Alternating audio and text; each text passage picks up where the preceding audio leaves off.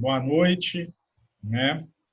Dando continuidade ao segmento aí da nossa disciplina, hoje nós vamos falar um pouco sobre enzimas.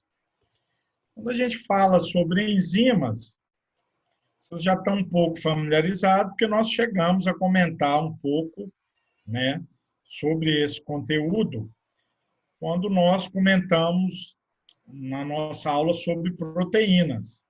Vocês lembram que nós chegamos a falar um pouco na questão da importância das enzimas, né? As enzimas, em sua grande maioria, né, elas são proteínas. E, como eu falei com vocês, elas são de extrema importância. Tanto é que hoje nós vamos estar tendo uma aula específica para a gente poder estar estudando aí a importância das enzimas, tanto para o organismo animal, né, quanto a importância também na natureza.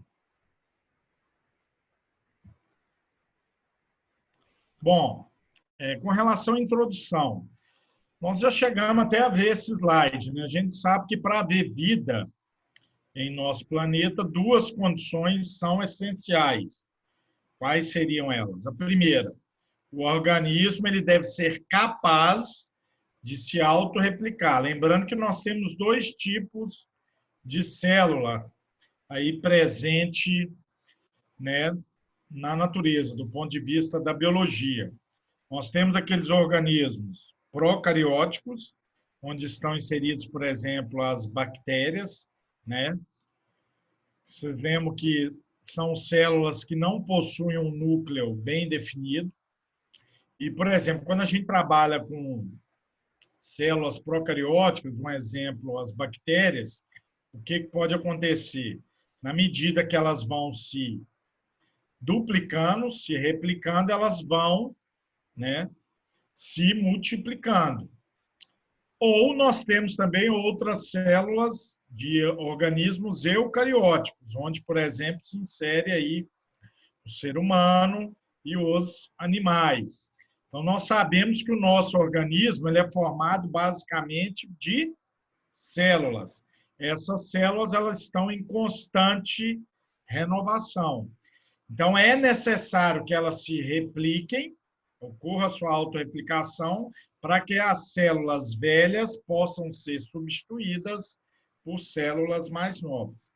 E um outro aspecto que está totalmente relacionado com a questão enzimática diz respeito a que, além da questão do organismo ser capaz de se autorreplicar, ele deve ser capaz de catalisar reações químicas com eficiência e seletividade.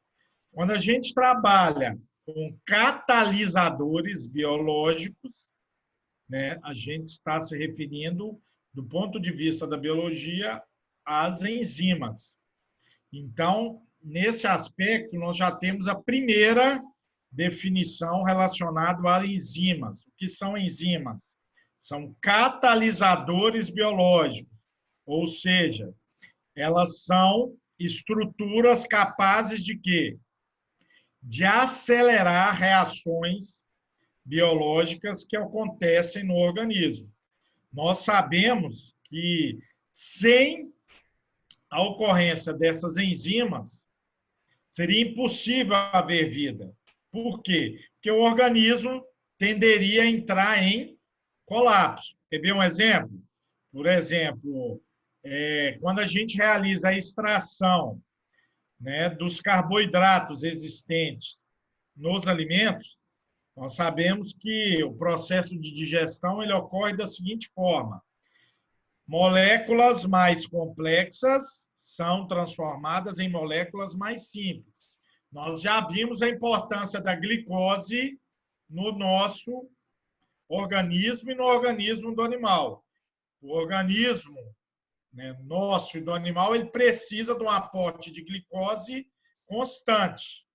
Se essa reação da quebra dessas moléculas mais complexas, por exemplo, o amido, e no direcionamento da glicose para aqueles órgãos que necessitam dela não ocorresse, graças a processos, né, e reações que ocorrem através das enzimas, numa rapidez muito grande.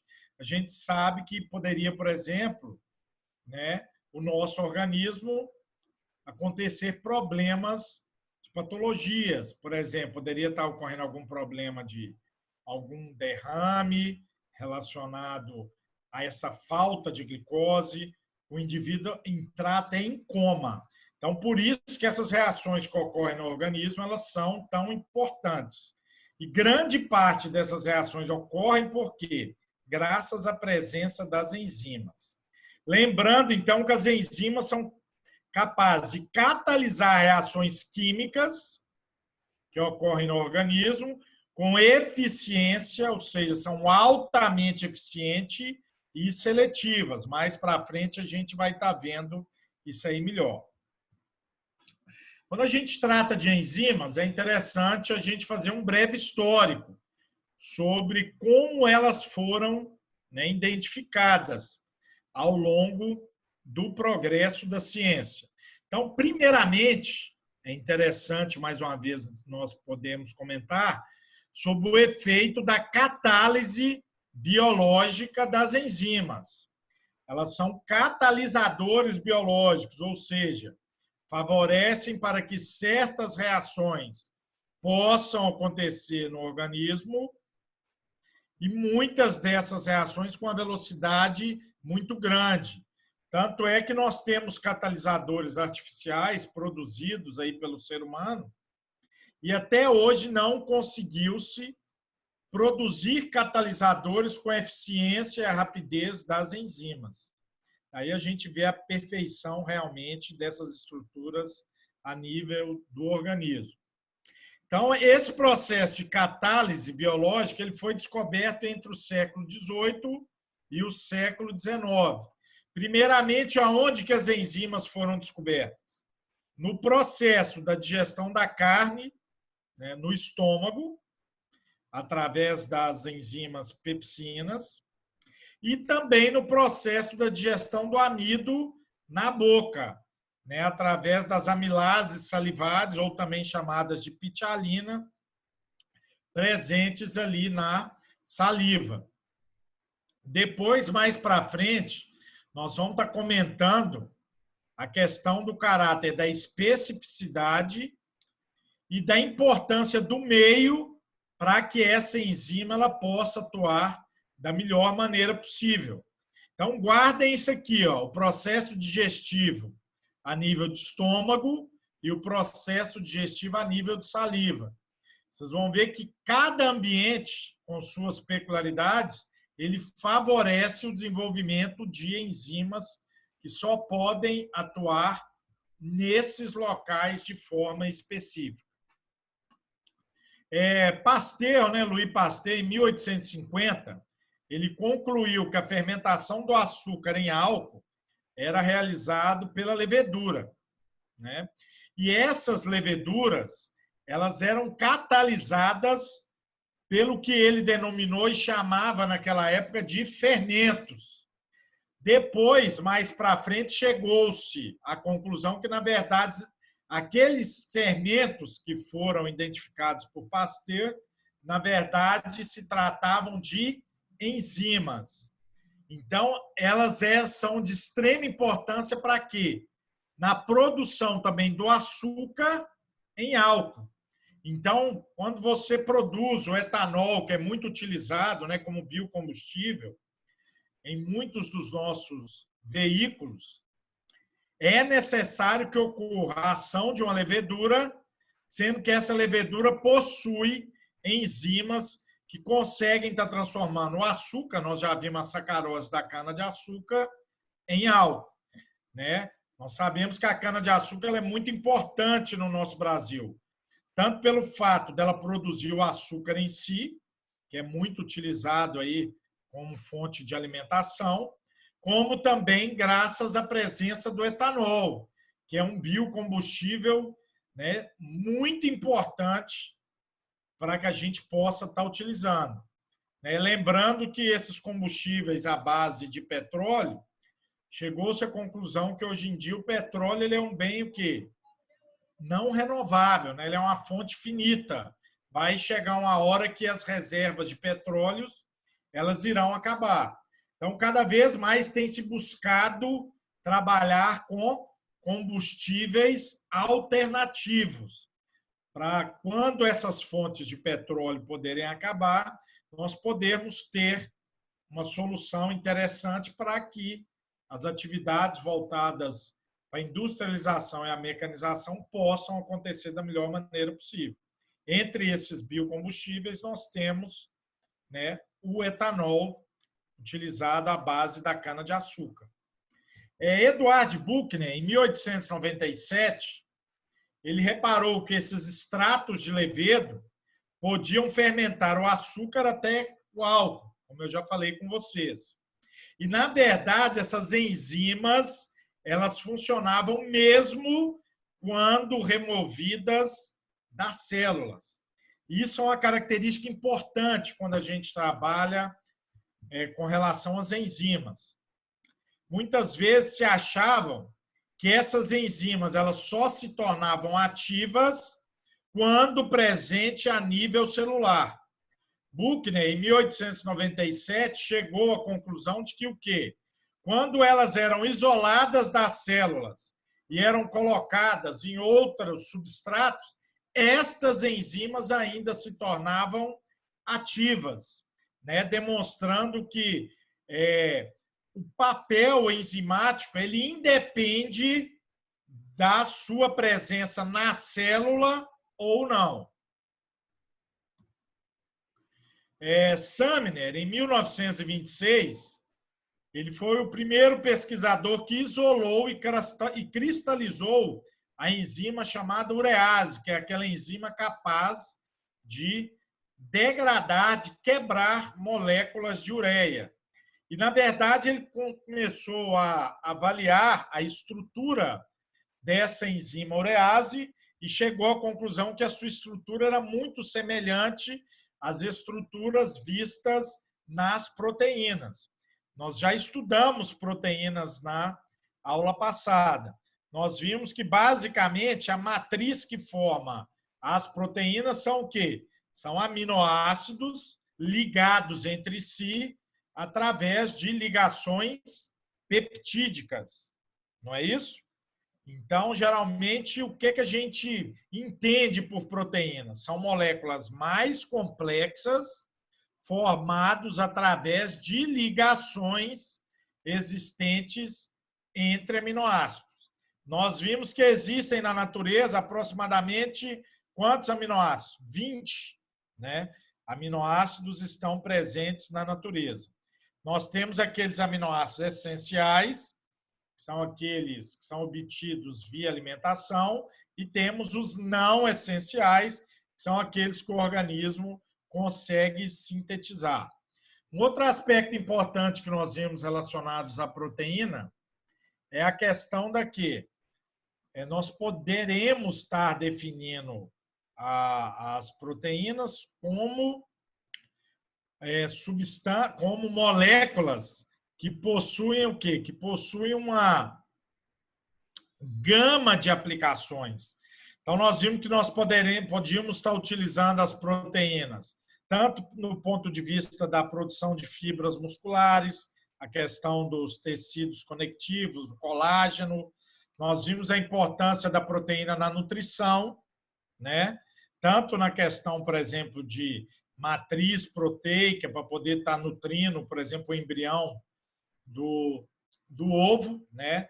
Na formação do pintinho, quanto também relacionado à nutrição.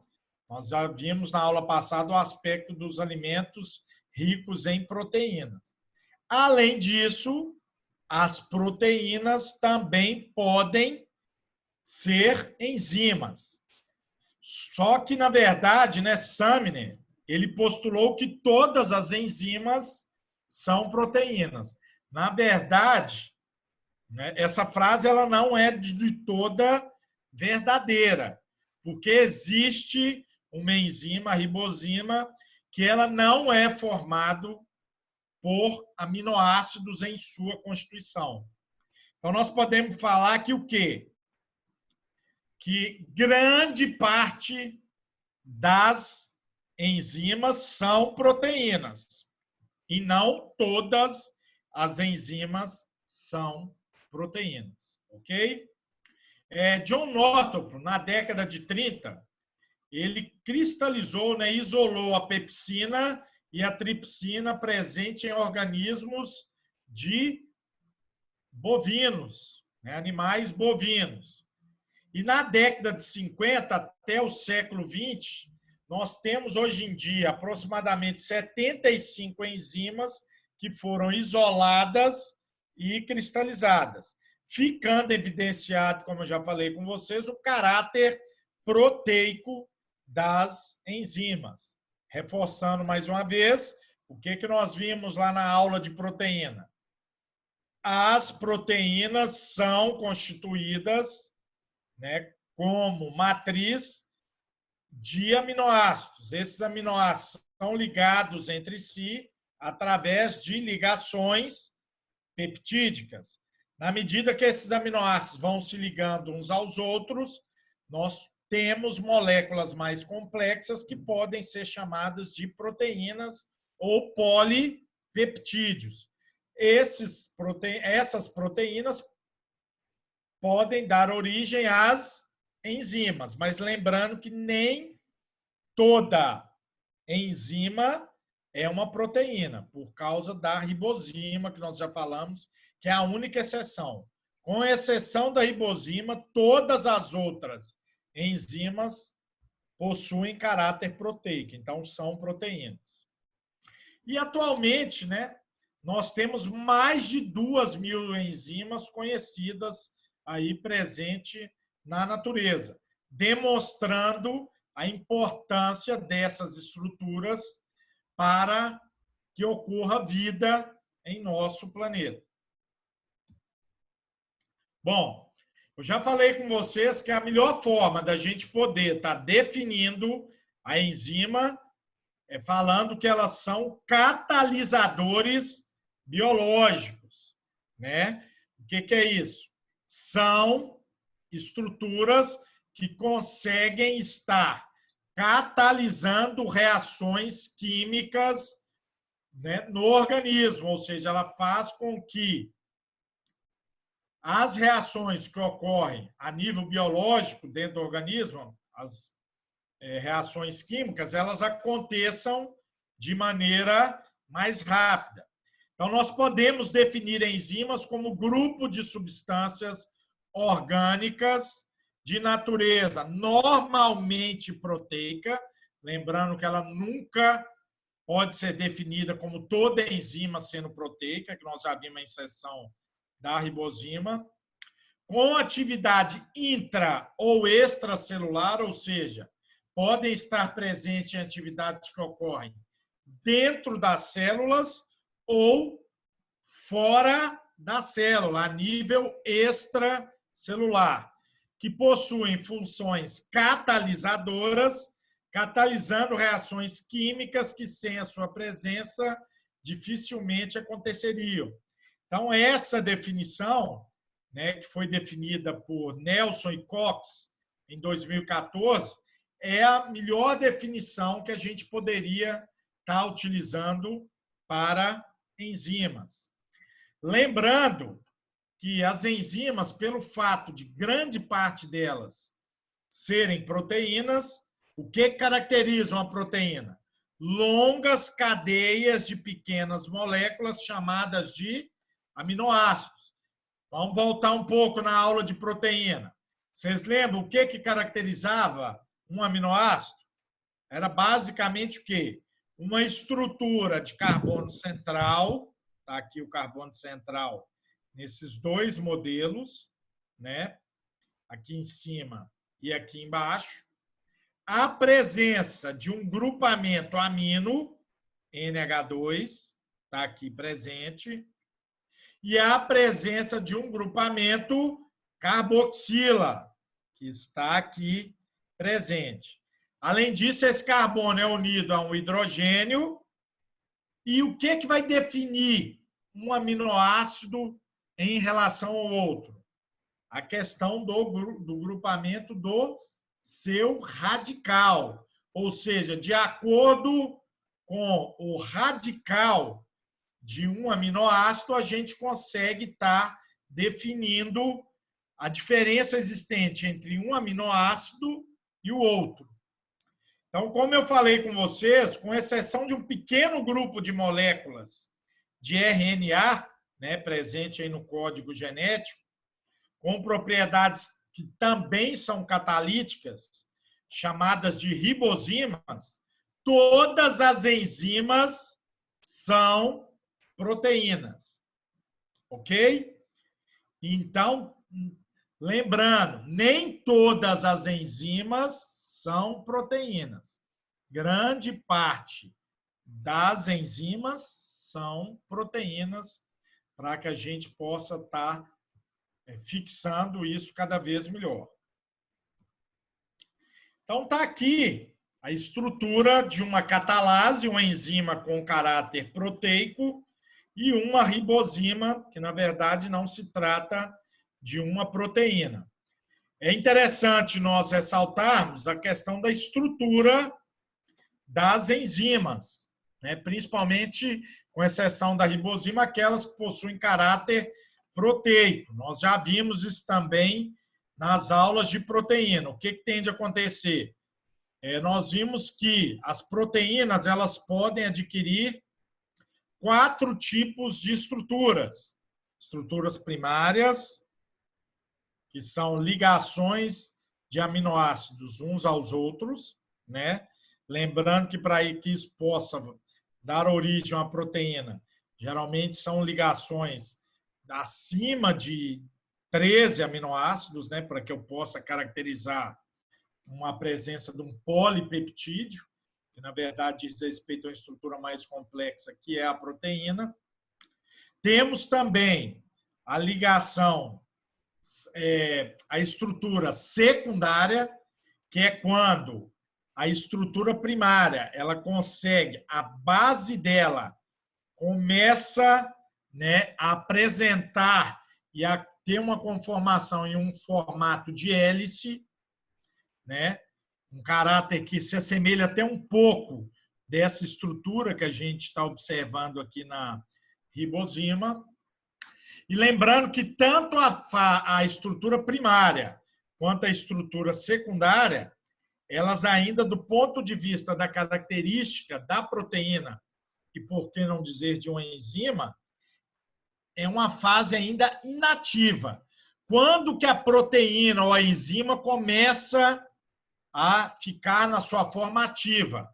Quando ela começa a adquirir um formato em termos de estrutura, o formato que a gente chama de estrutura terciária. Você repare que o que caracteriza uma estrutura terciária? Várias estruturas, né, secundárias que vão se unindo umas às outras através de ligações covalentes. Então, a partir dessa estrutura, dessa forma, como que a gente está observando aqui na catalase, é que, por exemplo, uma enzima ela começa a estar ativa. Lembrando que, além dessa estrutura terciária, nós podemos ter as estruturas quaternárias, que são o quê? São várias estruturas terciárias que vão se unindo umas às outras através, né, de ligações covalentes, formando, portanto, uma estrutura quaternária. E lembrando que essas estruturas elas possuem um formato tridimensional, ou seja, em um microscópio aí, né, eletrônico, a gente consegue estar visualizando o caráter tridimensional que essas estruturas possuem, né? Então, aqui, lembrando mais uma vez, nós temos a ribosima, que dentre as enzimas é a única que não possui caráter proteico, ok?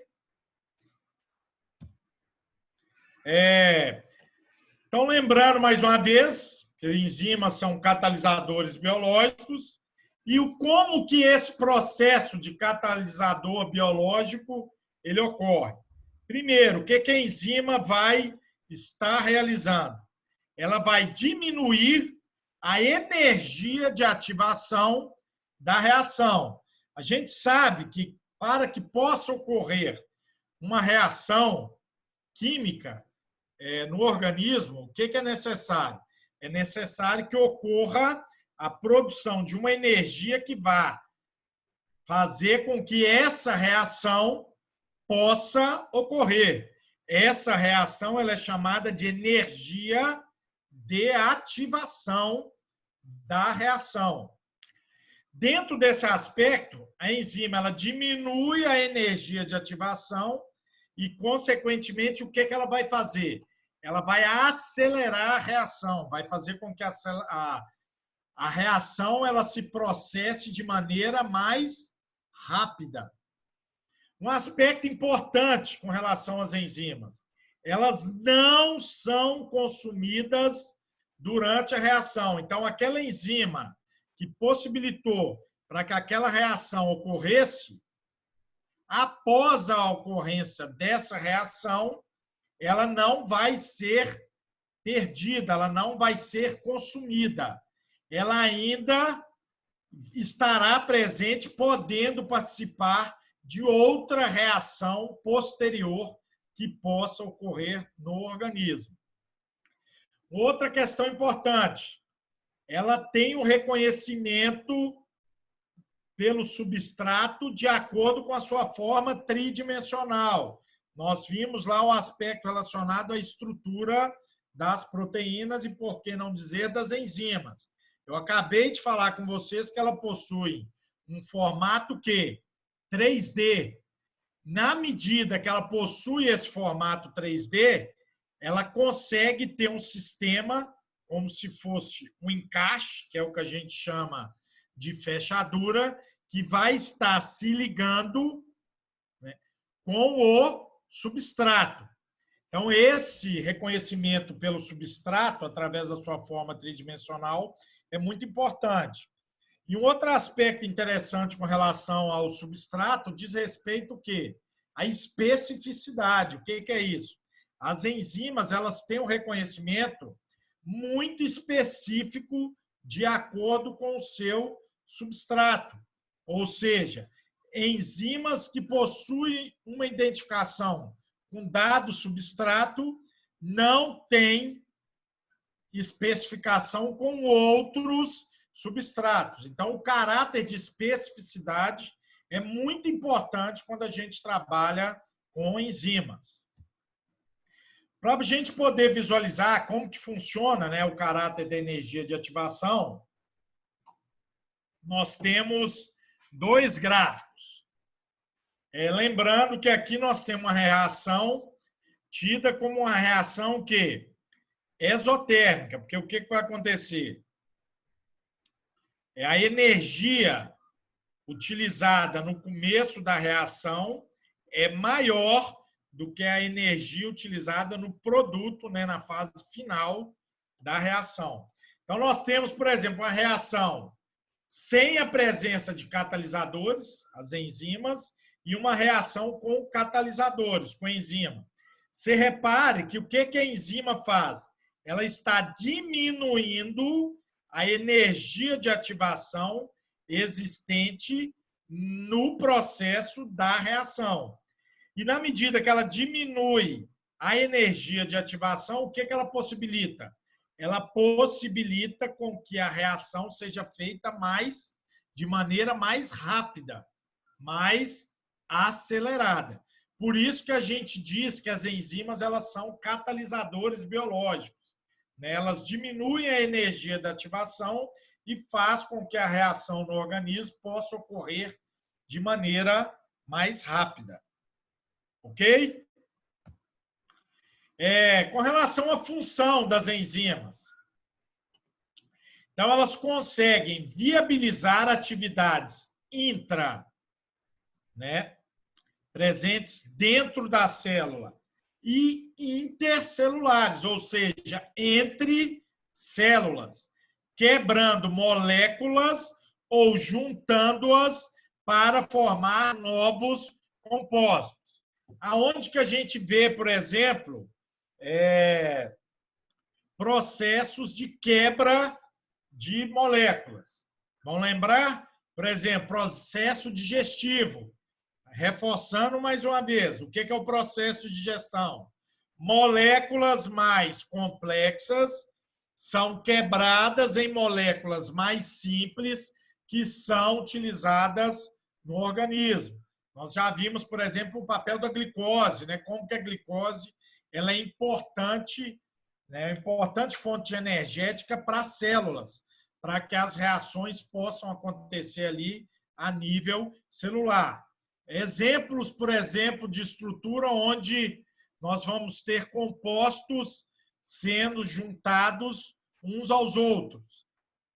Por exemplo, aminoácidos presentes no organismo vão sendo juntados uns aos outros através de ligações peptídicas, que vão ser importantes para quê? Para formar estruturas mais complexas, chamadas de proteínas, que vão ser utilizadas em diferentes partes do organismo, né?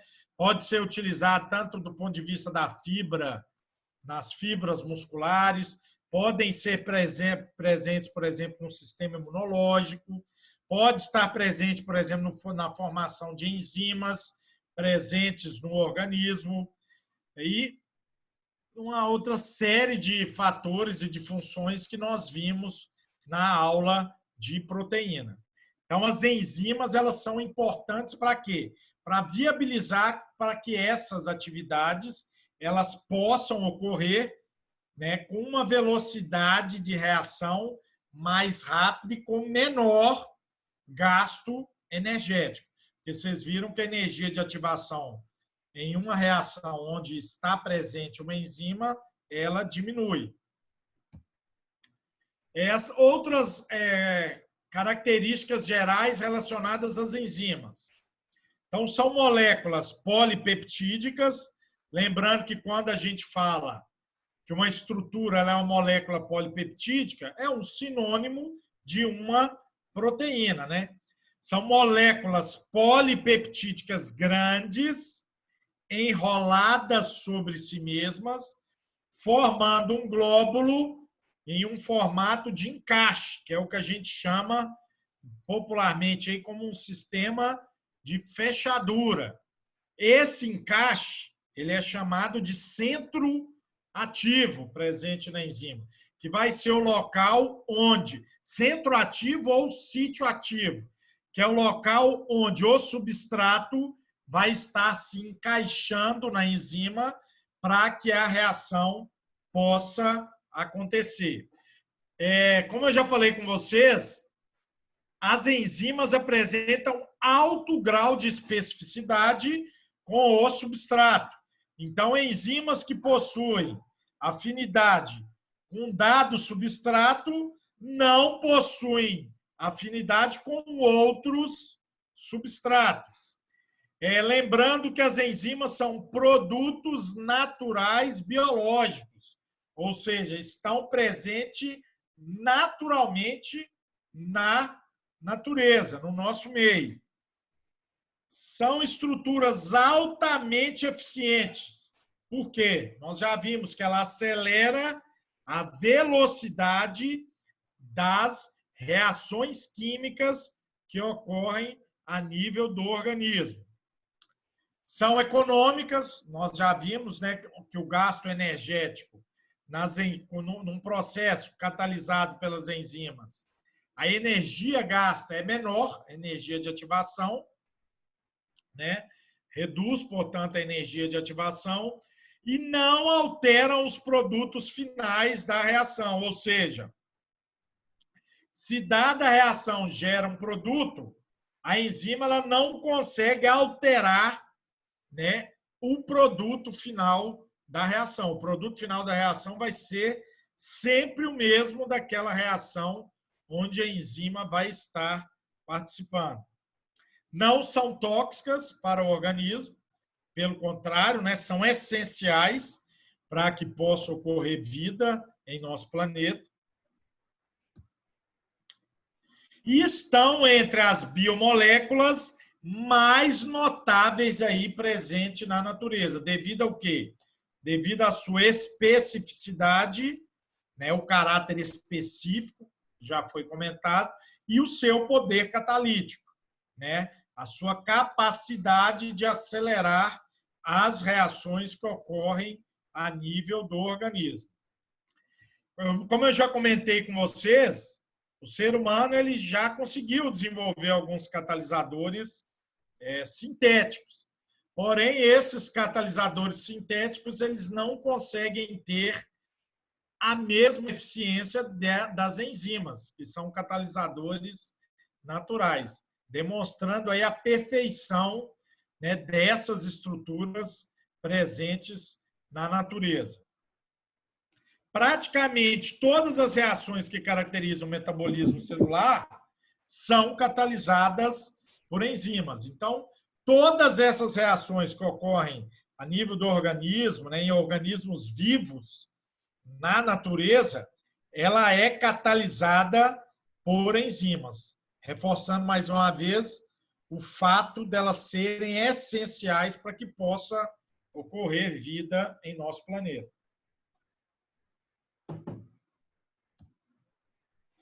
Com relação à classificação das enzimas, nós já chegamos a ver um pouco, né, de classificação de proteínas.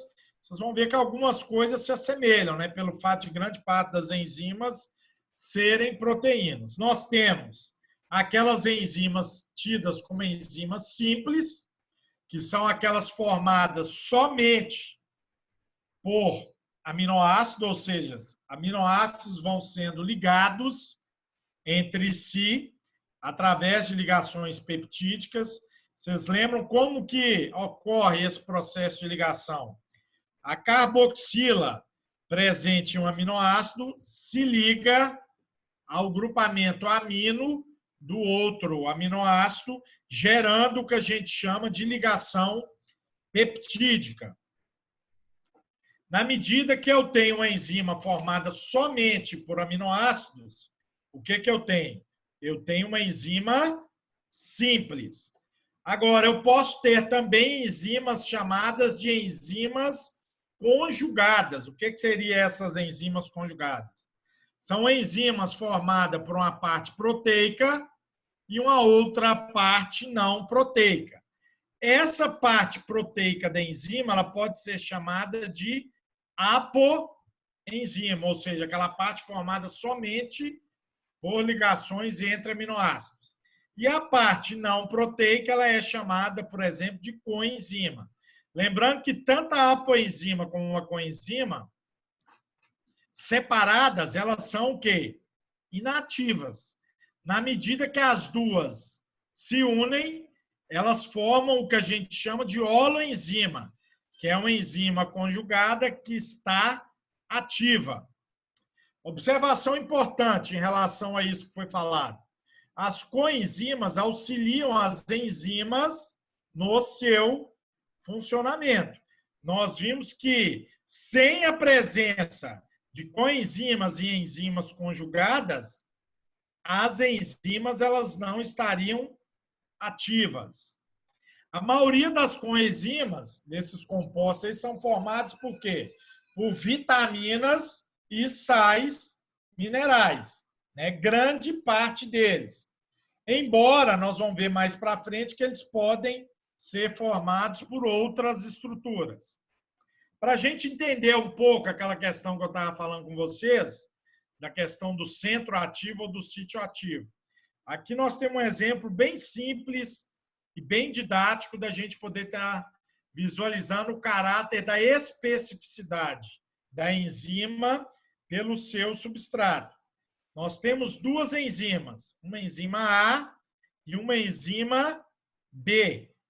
Reparem que apresentando um caráter, vamos pôr assim, tridimensional. O substrato presente no organismo, ele vai possuir especificidade com a enzima A. Por quê? Porque possibilita que ele possa se encaixar no que a gente chama de centro ativo ou sítio ativo, que é o popularmente chamado aí de fechadura. Então, o centro ativo da enzima é chamado de fechadura e o substrato poderia ser chamado da chave. Por quê? É aquele modelo que a gente tem de chave-fechadura, né? A chave específica para fechadura, ela consegue se encaixar e fazer com que o local onde ela foi inserida, ela consiga girar e, consequentemente, abrir a porta. Isso aí a gente faz uma associação, por exemplo, com a reação. Então, na medida que eu tenho uma enzima unida ao substrato, eu consigo ter uma reação que vai gerar um produto dessa reação. Ou seja, esse substrato aqui presente, ele nunca vai poder se encaixar na enzima B e sempre na enzima do tipo A. Vamos ver agora mais voltado para a parte prática. Então, aqui nós temos embaixo uma enzima chamada de maltase, que o nome já diz.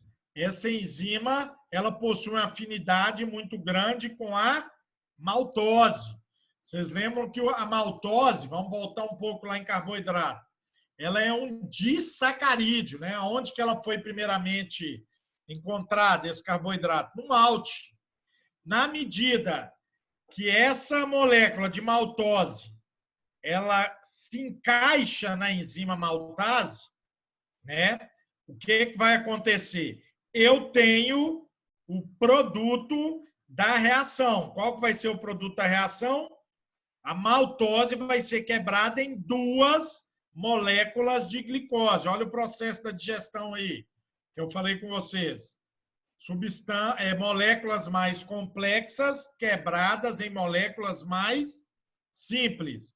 Então, a maltose é um disacarídeo sendo quebrado em um monossacarídeo, a glicose, ou seja, em duas moléculas de glicose.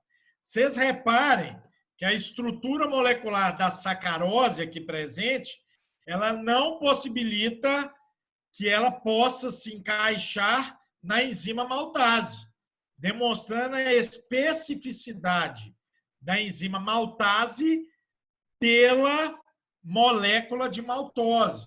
Então, qual enzima, por exemplo, vai possuir afinidade pela molécula de sacarose?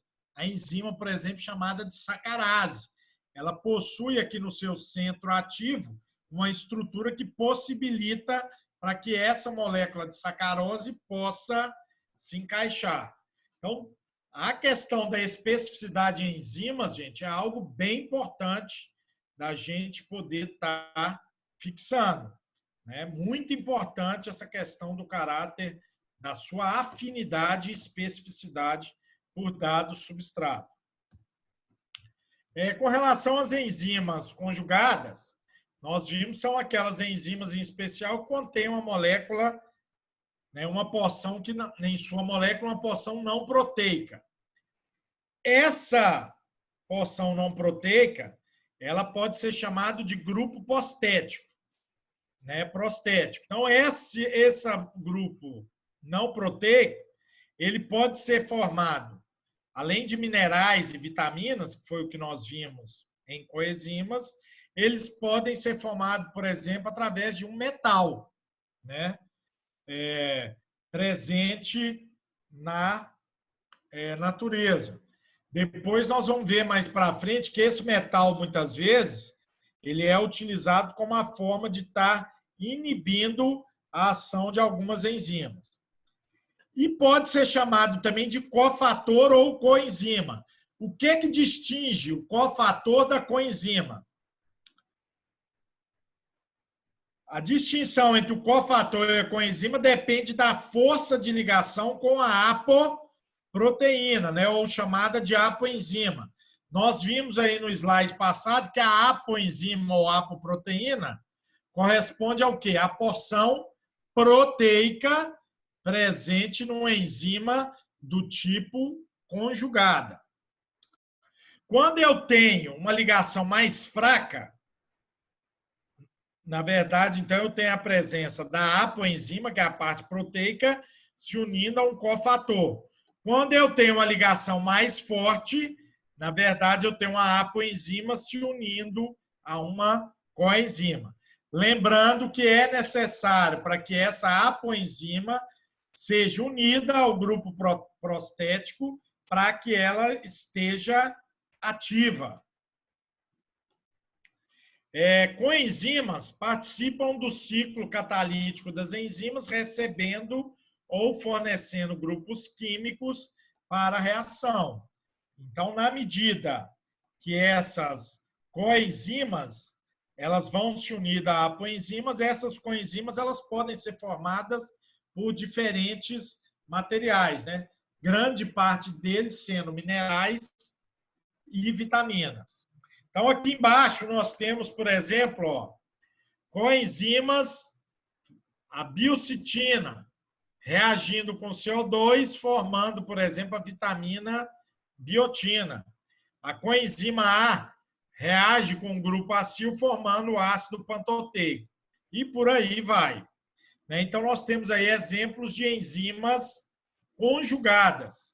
Lembrando, toda vez que a enzima conjugada ela é formada por uma parte proteica e por uma parte não proteica, chamada de grupo prostético, que pode ser um metal ou um cofator ou uma coenzima. O que difere a coenzima do cofator? O cofator, as ligações existentes são mais fracas e a coenzima, as ligações existentes são mais fortes. E esse metal pode ser a união de uma apoenzima com um metal presente na natureza, por exemplo, como o chumbo, o mercúrio e por aí vai. Com relação à classificação das enzimas, existem 3 métodos utilizados aí na nomenclatura enzimática. Existe o nome recomendado, que geralmente ele é mais curto e utilizado no dia a dia de quem trabalha com enzimas, e tende a terminar com o sufixo ase. Então, geralmente, ele tem o nome do substrato que ele vai utilizar na reação, terminando com o sufixo ase. Então, nós vimos lá para trás, né, a maltase. A maltase ela tem afinidade com qual substrato? Com o disacarídeo, né, o carboidrato maltose. Então, os outros exemplos, nós temos, por exemplo, a glicosidase. É uma enzima que tem afinidade com a glicose. A urease, ela vai ser uma enzima que tem afinidade com a ureia. A sacarase é uma enzima que vai ter afinidade com a sacarose. E por aí vai. Então, esse aí diz respeito ao nome recomendado. Ele tende a ser mais curto e utilizado no dia a dia. E o nome usual é aquele nome consagrado pelo uso. É um nome comum original, sem que ele esteja associação nenhuma com a reação enzimática. Então, por exemplo, a tripsina e a pepsina, que são utilizados na quebra de moléculas de proteínas, você vê que ela não tem nenhuma associação do seu nome com o quê? Com quebras de proteínas. Elas possuem um nome específico. Quer ver um outro exemplo?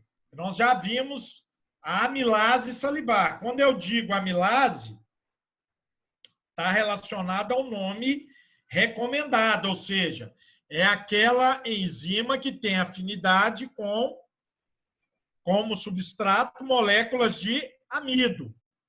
Agora, a amilase também pode ser chamada de pitialina. A pitialina, no caso, ela não entraria no nome recomendado. Ela estaria presente no nome usual. Por quê? Porque ela não faz nenhuma associação com a reação enzimática. Por isso que até procura-se utilizar mais o nome recomendado, que é a amilase salivar. E o nome sistemático? O nome sistemático é aquele desenvolvido pela União Internacional de Biologia Molecular e Bioquímica, né? Que é, por exemplo, a mesma união utilizada que nós vimos lá na aula de proteínas, das definições e nomenclaturas presentes no aminoácido. Quando a gente utiliza, baseado na União Internacional, você vê que o nome ele tende a ser mais complexo. Eles não dão informações mais precisas sobre a função metabólica da enzima. Então, assim como, né, no nome recomendado, a descrição também é terminada com um sufixo ase, mas ele já traz uma questão mais aprofundada de como essa reação ocorre. Então, por exemplo, a lactato desidrogenase. Sabe-se que é aquela enzima que vai agir o quê? Entre o lactato, gerando uma reação de desidrogenase, de retirada de hidrogênio.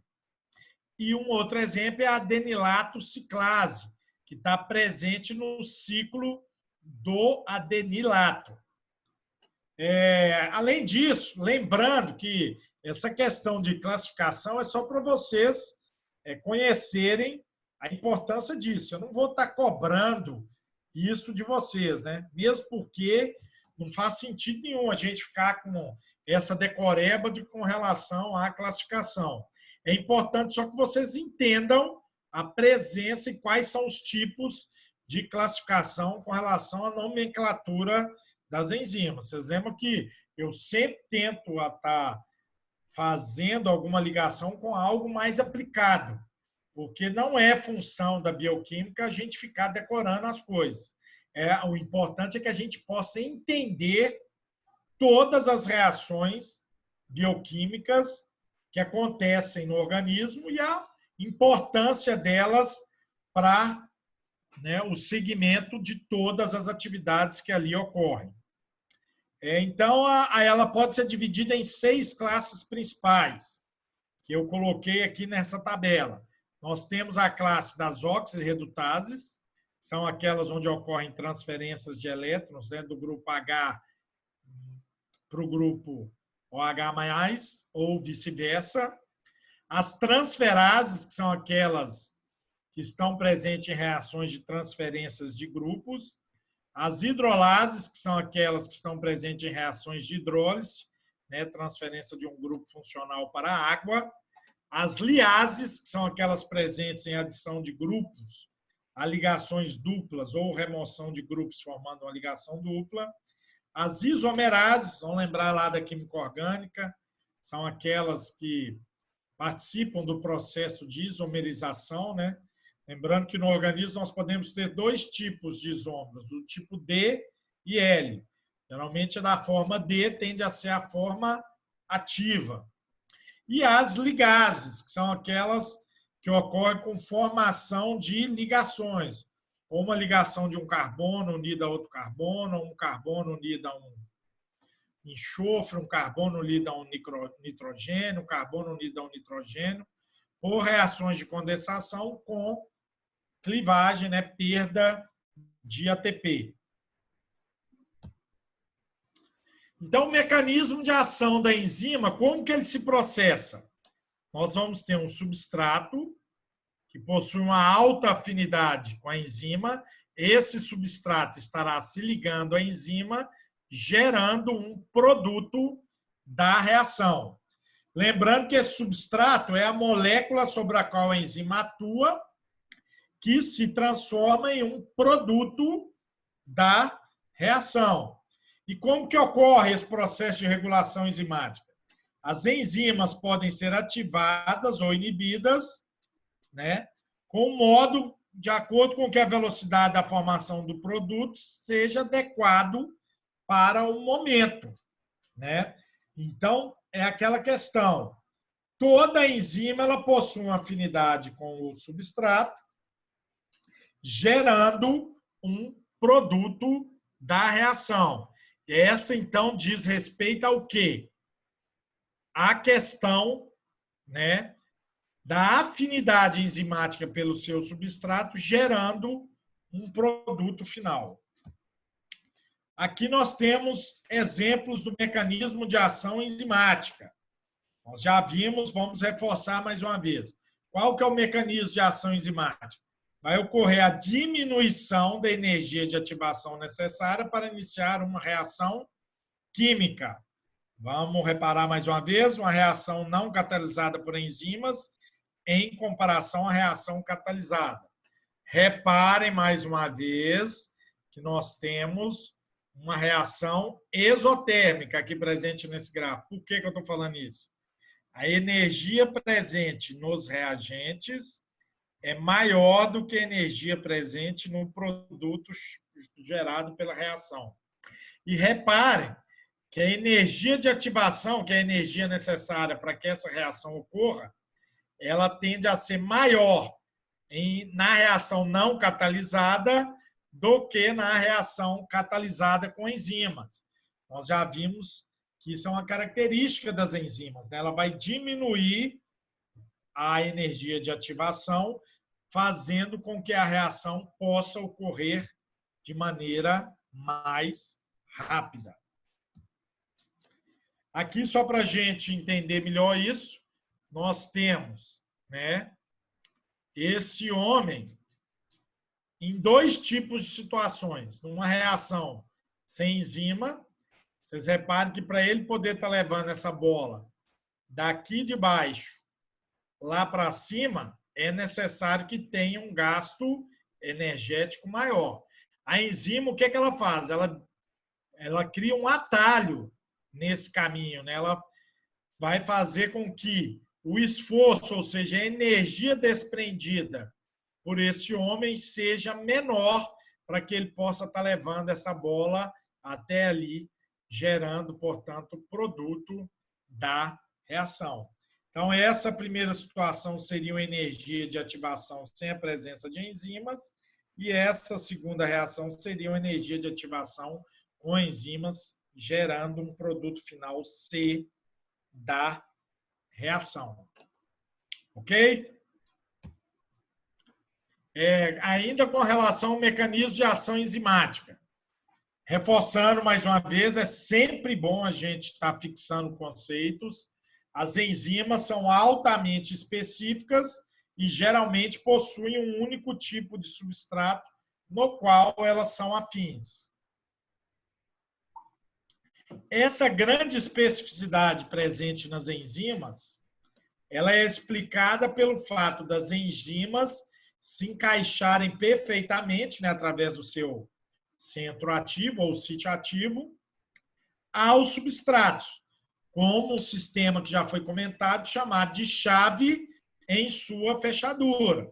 O exemplo, mais uma vez, aqui da maltase, ligando-se ao substrato maltose. Vocês lembram disso? Lembrando que vai gerar um produto da reação, duas moléculas de glicose. Quais fatores interferem nas reações enzimáticas? Isso aqui é importante. Um deles é a temperatura. Então, a velocidade das reações químicas ela tende a aumentar com o aumento da temperatura, até que seja atingido uma velocidade máxima, aqui em X, em uma temperatura ótima. Por exemplo, aonde que esse exemplo que nós estamos vendo aqui, ele pode se aplicar?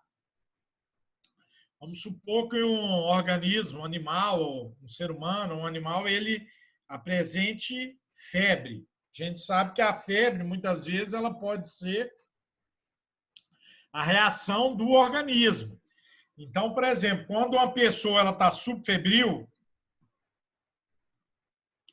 que é o estágio que a gente chama ali entre 37 e 37 graus e meio, a velocidade da reação, das reações enzimáticas, elas tendem a aumentar até chegar num pico, que é o que eu chamo de X.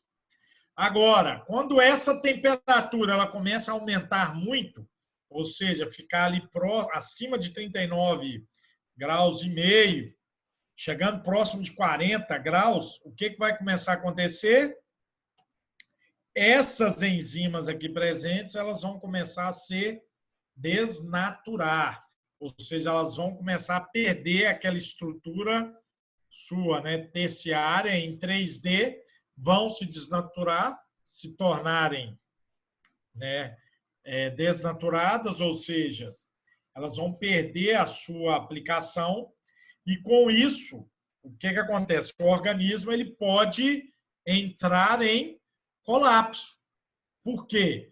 Porque todas aquelas reações que são necessárias que ocorram a nível enzimático, pelo fato da grande maioria das enzimas começarem a entrar em processo de desnaturação por causa do aumento da temperatura, elas vão perder a sua eficiência e, consequentemente, pode gerar o organismo, né, para que ele possa entrar em colapso, levando o indivíduo até a morte. Então, por isso que, geralmente, quando a pessoa está com a febre muito grande, além do antitérmico, o que você faz? Você coloca, né, para ele tomar um banho mais frio, compressa de gelo, que é uma forma de você poder estar abaixando, né, a temperatura corporal. Tá bom? Então, esse exemplo ele se aplica muito num processo de febre, né? Então, vai chegando uma hora que o organismo está reagindo com a febre, ela atinge uma altura. Agora, na medida que essa febre fica muito alta, por exemplo, ali próximo de 40 graus, essas enzimas começam a se desnaturar nesta temperatura. Outro aspecto que pode influenciar, né, nas enzimas diz respeito ao pH, né, nas reações existentes. As enzimas exigem um pH ótimo, Y, no qual a velocidade da reação seja máxima. Acima ou abaixo deste ponto, elas diminuem a sua atividade, né, fazendo com que a reação química não mais ocorra ou ocorra de maneira mais lenta. Então, nós temos 3 exemplos clássicos aí presentes no organismo, tanto do ser humano quanto do animal. Nós temos, por exemplo, a pepsina. A pepsina, eu já falei com vocês que é uma enzima que ela atua principalmente no quê? Na digestão da proteína, né, no estômago. A gente sabe que o estômago ele possui uma digestão chamada de digestão ácida. Isso por quê? Porque ele é bastante rico em ácido clorídrico. Pelo fato dele possuir um ácido ali dentro, isso faz com que o pH do meio seja baixo, ou seja, seja ácido, bastante ácido, próximo, então, de 2. Então, esse meio ácido, com pH próximo de 2, é um meio propício para que a enzima possa atuar, a enzima chamada de pepsina. Então, em pH ideal tipo 2, ela atinge o quê? O máximo da sua velocidade da reação. Na medida que esse pH ele vai aumentando, o que tende a acontecer com a pepsina? Ela vai se desnaturando e vai perdendo o seu efeito. A ptialina. A ptialina, ou também chamada de amilase salivar. Nós sabemos que a ptialina, né, ou amilase salivar, ela acontece aonde? Na boca. Ela está presente na saliva. Então, a digestão do amido, por exemplo, um alimento muito rico em amido, né, que seja ingerido tanto pelo ser humano quanto pelo animal, né, exemplos de alimentos ricos em amido: mandioca, milho, arroz, por aí vai, né? O processo de digestão ele já vai começar ali, ou seja, essas enzimas vão estar atuando, né, já através da saliva. E lembrando que o pH ideal nessa região, presente na saliva, que possibilita a atuação dessas enzimas, é um pH próximo de 7, próximo da neutralidade. Então, na medida que esse pH está próximo de 7 aqui, a velocidade da reação aumenta. Na medida que o pH ele vai aumentando, vai se tornando mais básico, o que vai acontecendo? A enzima tende a se desnaturar, perdendo a sua viabilidade. E a tripsina, ela é muito importante também na quebra, degradação de proteína no intestino. E o intestino, a gente sabe que ele possui um pH mais básico. Então, isso demonstra muito bem como que o caráter da especificidade da enzima de acordo com o meio onde ela atua, né? As características que o meio oferece são características propícias para algumas ou outras enzimas. Nós vimos, por exemplo, que na boca a característica oferecida é ideal para que possa ocorrer a ptialina, né, ou amilase salivar.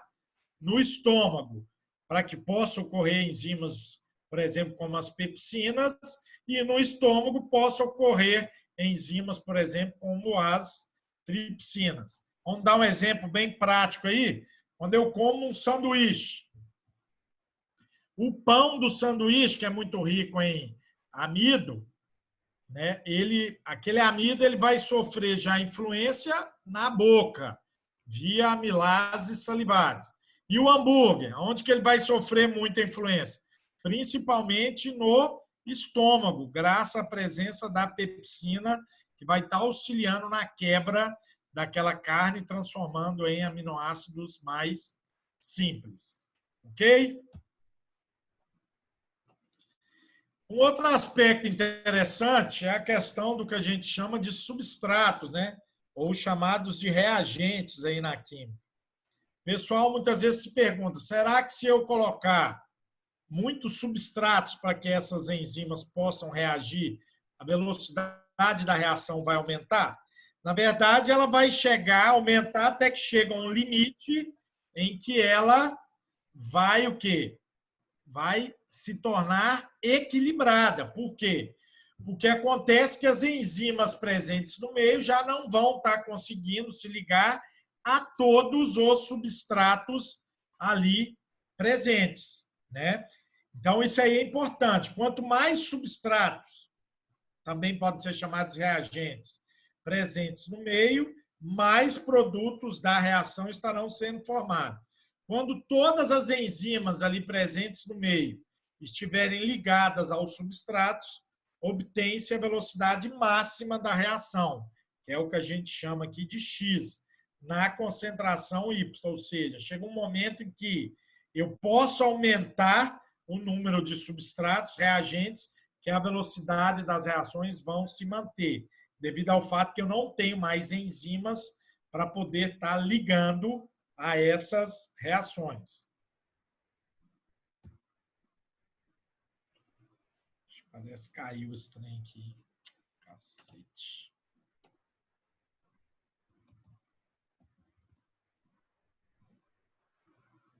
Pessoal, estão me escutando? Certinho, professor. Tá escutando. Parece que deu uma travada aqui, mas vamos voltar então. Peraí, deixa eu procurar aqui a. Aqui tava normal, dava pra ver normal. Aqui no meu deu uma travada, mas vou voltar lá para o site que a gente está.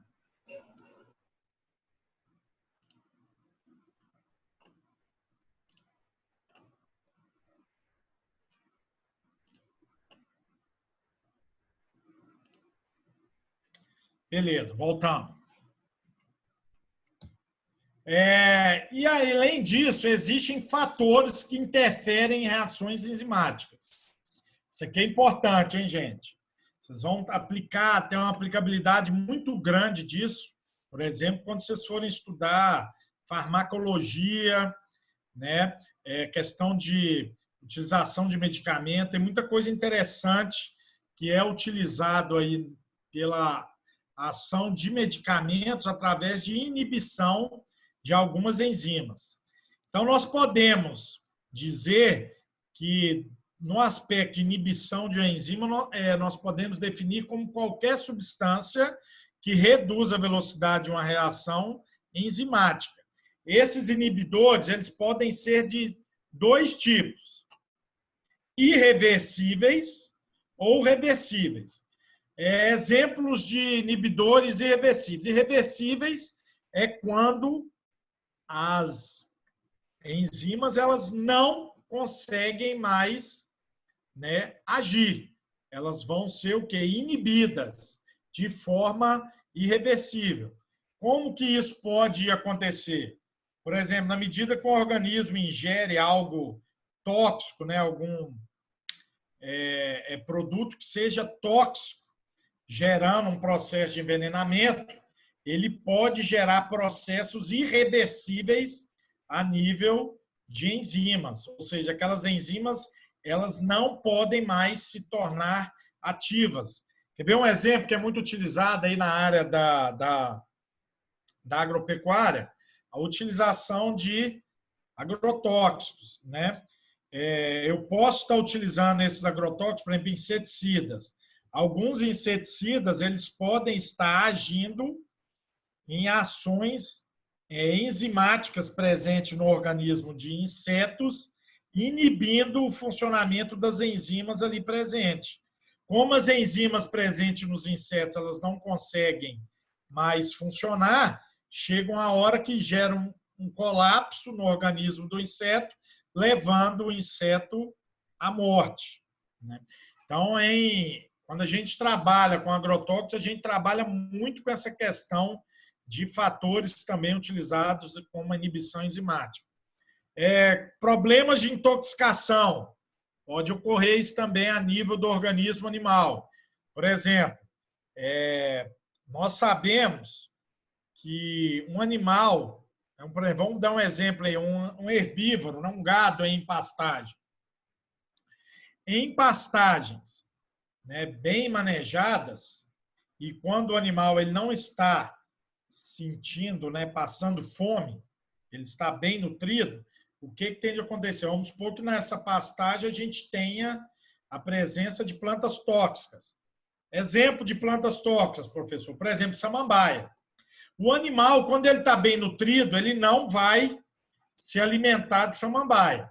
Agora, se ele está passando por um processo de privação de alimento, ou seja, ele está passando fome, vai chegar um momento em que ele vai se alimentar dessa samambaia. Então, o que pode acontecer?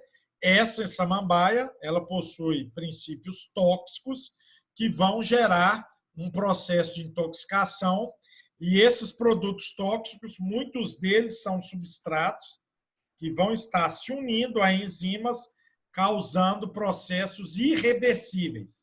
Se esse processo ele não for, né, retirado, esse consumo desses animais com essa samambaia, ele pode levar o animal até a morte.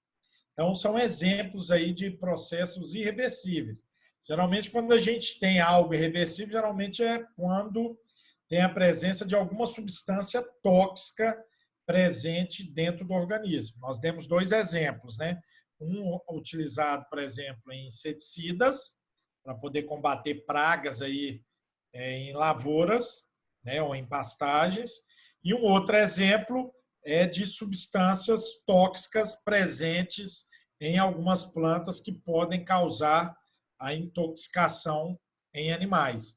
Muitas vezes essas substâncias tóxicas elas vão ser utilizadas, né, ou vão inviabilizar a utilização de enzimas presentes no organismo.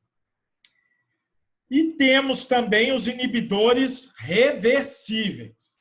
Esses inibidores reversíveis, nós temos aqueles competitivos, que são inibidores que vão competir pelo substrato. Aqui nós temos um modelo, né? Por exemplo, uma enzima com uma afinidade por um substrato específico. Você vê que na medida que eu aplico esse inibidor, ele vai conseguir se encaixar no centro ativo da enzima. Com isso, a enzima não consegue estar encaixando esse substrato aqui verde. E temos também a presença do que a gente chama de substratos não competitivos, né? Eu posso estar utilizando a utilização de um outro produto que seja um inibidor não competitivo, que vai inibir para que o substrato possa se encaixar na enzima e vai inviabilizar que ocorra a reação. E existem aqueles chamados também de incompetitivos. Esses incompetitivos, o que são? algumas substâncias vão se encaixar em outra região que não seja o centro ativo das enzimas, fazendo com que a atividade enzimática seja inibida. Por exemplo, quais substâncias podem ser utilizadas como inibidores? Metais pesados, né? Exemplo, o mercúrio, cobre, né? O chumbo, são exemplos de inibidores que podem estar se incorporando à superfície das enzimas e inibindo o funcionamento delas. Por exemplo, antigamente o pessoal trabalhava, né? Antigamente que eu falo ali na época da Grécia Antiga, da Roma Antiga, o pessoal trabalhava muito com substâncias à base de chumbo, né? Isso por quê? Porque é um metal muito fácil de você poder estar, ele é um metal maleável e muito fácil de você poder estar trabalhando. E aí você tinha estruturas muito ricas, né? Por exemplo, copos, encanamentos, que eram muito utilizados à base de chumbo. E aí depois chegou-se à conclusão de que aquelas substâncias onde se utilizavam, né, a base de chumbo, aquelas substâncias, aquelas estruturas que eram utilizadas à base de chumbo, elas podiam gerar futuramente processos de intoxicação. Basicamente, esse processo de intoxicação ocorria de que forma? Dessa forma, né? Aquela molécula de chumbo presente, ela se acoplava a uma enzima, inibindo o funcionamento de enzimas no organismo do ser humano, podendo levar o indivíduo até a morte. Então, quando a gente trabalha com inibidores competitivos, a gente vê grande parte deles sendo utilizados como metais pesados. Quer ver um exemplo onde tem ocorrido muito isso? Aquele acidente, né, natural que aconteceu lá em Mariana. Vocês lembram que a barragem se rompeu e ali o que era? Era uma área de rejeito, onde tinha muitos metais pesados. Você vê que aquela barragem se rompeu e chegou até aqui o Rio Doce, né? Chegando aqui até no Espírito Santo. Você vê que durante um período muito grande, os animais ali daquele rio, eles estavam proibidos de serem consumidos. Por quê? Porque constataram naqueles animais a presença de metais pesados.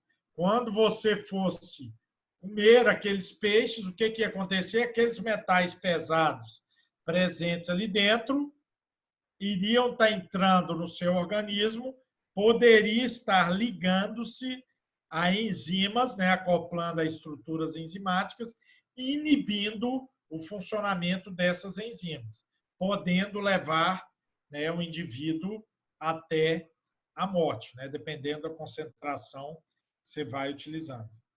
Ok, gente? Então, assim, a aula de hoje era com relação a isso.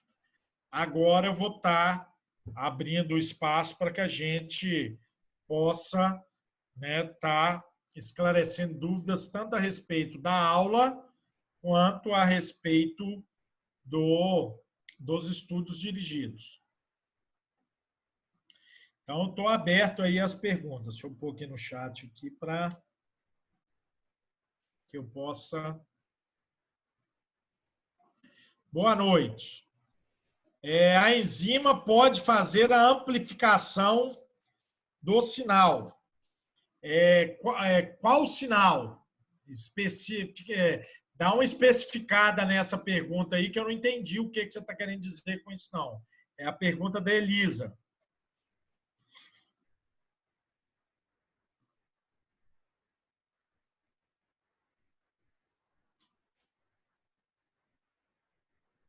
Com relação a que sinal que você está se ela pode ativar outras enzimas? Não. Nós já vimos a questão da especificidade, né? Então, essa questão de que uma enzima pode inibir ou ativar ou ampliar o espectro de ação de uma enzima não é possível. Vou passar estudo dirigido sobre enzimas, sim.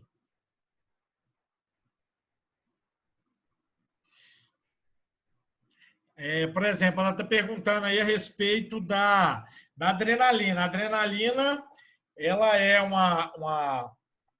ela ocorre, né, no nosso corpo, geralmente, quando o quê? Quando você é submetido a um tipo de situação em que, né, os batimentos cardíacos eles tendem a aumentar e, consequentemente, você tem uma injeção que a gente chama de adrenalina dentro do organismo. Então, é algo bem específico para que isso possa ocorrer. Mas essa questão de amplificação do sinal em enzimas, a gente não vê muito, não.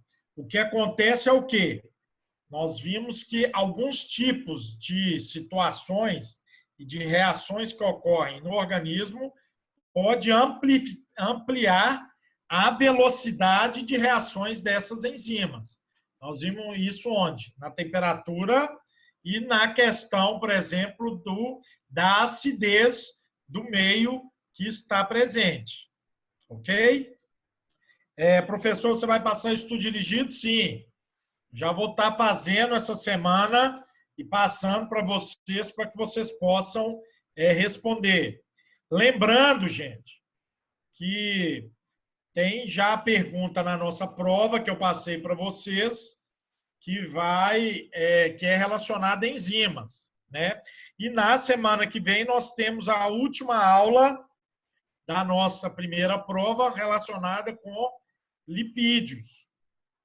E com relação à entrega da prova, depois eu vou dar uma confirmada com vocês, mas me parece que vai ter uma mudada no calendário. Não sei se vocês receberam aí algum comunicado. Parece que eles estão fazendo uma readequação com relação à entrega, né, desse material que vai ser tido como prova. Então, pode ser que a prova não precise ser entregue naquela data que eu passei lá. Mas eu vou esperar uma confirmação do pessoal e, caso mude a data, eu coloco lá no grupo e no portal para que vocês possam mandar para mim no período adequado.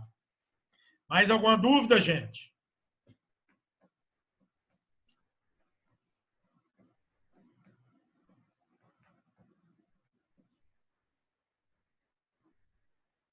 Parece que sim. Parece que vai ter um prazo maior, né?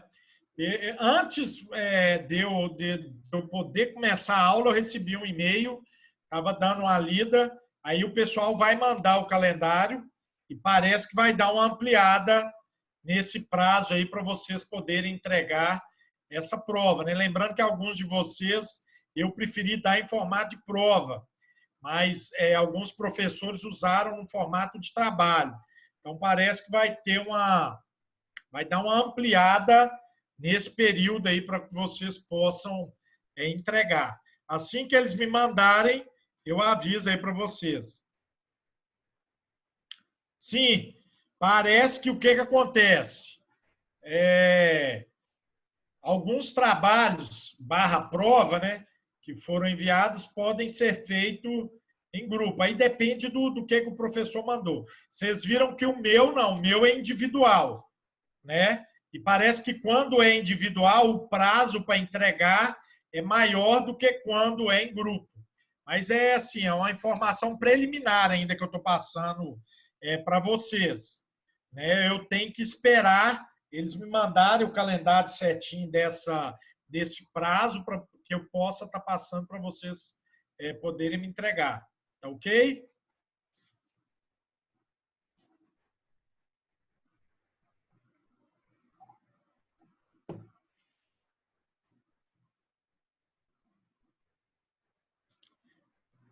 Mais alguma pergunta, gente? Acho que tudo certo. Hoje a aula é mais rápida. Deu para entender? Beleza? A questão de enzimas. tiver alguma dúvida ainda em proteínas, carboidratos, lembrando que nós estamos aqui para isso. E sempre relembrando, né? Bioquímica, o conteúdo é muita coisa. Vamos procurar fazer os estudos dirigidos, porque o estudo dirigido é importante para quê? Para que vocês possam ir acompanhando o conteúdo. Você vê que tem muito link de um assunto com o outro. E se vocês deixarem para ficar estudando mais para frente, vocês tendem a perder um pouco o fio da meada. Vamos tentar fazer os estudos dirigidos sempre de acordo com o prazo, né, na semana onde eu disponibilizei as aulas, para que vocês possam estar acompanhando realmente o andamento da disciplina. Eu sei que o pessoal, né, o Christian aí está disponibilizando as aulas lá no canal de YouTube. Eu sempre estou mandando aquelas aulas comentadas para vocês via e-mail, né, porque eu sei que tem pessoas que têm dificuldade de acordo com a internet para poder estar visualizando esses vídeos. Tem locais que a internet é muito ruim. Na medida que tem aquelas aulas disponibilizadas, comentadas, né, via PowerPoint, é uma forma daquelas pessoas terem acesso. Mais alguma coisa? Acho que é só isso mesmo. Podemos encerrar, então? No mais, então, um abração para vocês. Precisando de qualquer coisa, nós estamos aqui. Tá bom? Se cuidem aí. Grande abraço. Ficam com Deus. Valeu mesmo. Obrigado.